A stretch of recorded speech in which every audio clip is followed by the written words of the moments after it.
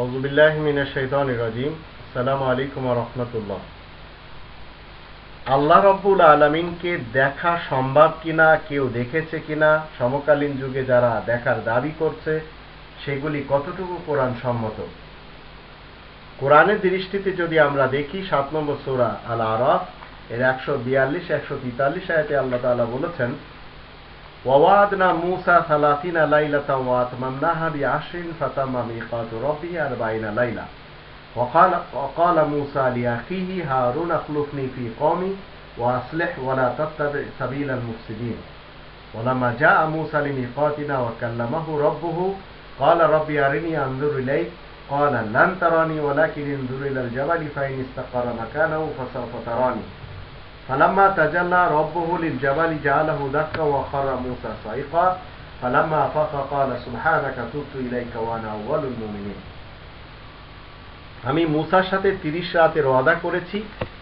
তারপরে আল্লাহ রাব্বুল আলামিন বলছেন তার রব পুরা মিয়াদ 40 রাত স্থির করেছেন। মূসা তার ভাই হারুনকে তখন বলেছিল, তুমি আমার প্রতিনিধিত্ব করবে আমার অবর্তমানে, আর আমার কওমের ব্যাপারে শোধরানোর চেষ্টা করবে, আর গোলযোগকারীদের মোটেই অনুসরণ করবে না, যারা দুর্নীতিবাজ তাদের ওয়ালা তাত্তাবি সাবিলাল মুফসিদিন।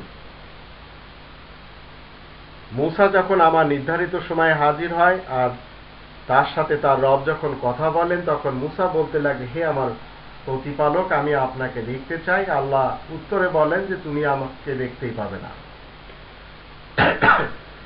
বরং তুমি পাহাড়ের দিকেই তাকাবে।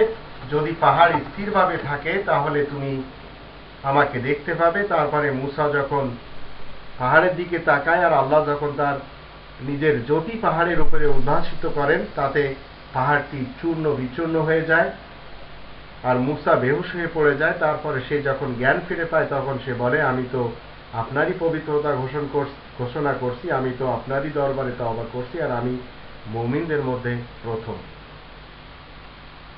মূসা রাসূলের কথা এই কোরআনের ভিতরে সবচেয়ে বেশি রয়েছে। এই মূসা রাসূল আকাঙ্ক্ষা করেছিলেন আল্লাহকে দেখার ব্যাপারে, কিন্তু আল্লাহ বলেন যে তুমি যে আমাকে দেখতে পাবে না। এই সিস্টেমই কার্যকরী হলো সকল নবীদের এবং সকল রাসূলদের ব্যাপারে। এখন যে সমস্ত কোরআন শত্রুরা মেরাজের যে কিস্সা কাহিনী, যা হাবিবুর রহমান যুক্তিবাদীর মতো কমার্শিয়াল বক্তৃতা দানকারীরা বলে বেড়ায়, এগুলি সব মানুষের বানানো চতুষ্পদ একটি প্রাণীর উপরে রাসূলকে বসিয়ে কোথায় সপ্তম আসমানে নিয়ে যাওয়া, এগুলি সব ভ্রান্ত মতবাদধারীদের কথাবার্তা। আবার অনেকে বলে নোমান ইবনে সাবিত সাহেব তিনি এই ফিকা হানাফির প্রতিষ্ঠাতা এবং তিনি নাকি 70 বার আল্লাহকে স্বপ্নে দেখেছিলেন। ঠিক এইভাবে মনসুর হাল্লাজ, তার ব্যাপারেও বলা হয়েছে। আজকে ঢাকাতে দেওয়ানবাগের পীরের দাবি হলো আল্লাহ তাআলাকে স্বপ্নে দেখা। তো এগুলি যারা বলবে, যারা বলে বেড়াচ্ছে, তারাও এই কোরআনের শত্রু, যারা মেনে যাচ্ছে তারাও আল্লাহ তাআলার শত্রু। ইসলাম সত্য কথা বলে, স্টেট কার্ড কথা বলে, আর এমন কোনো গোলমোল কথা বলে না যেগুলি মানুষের জন্য দরকার নেই।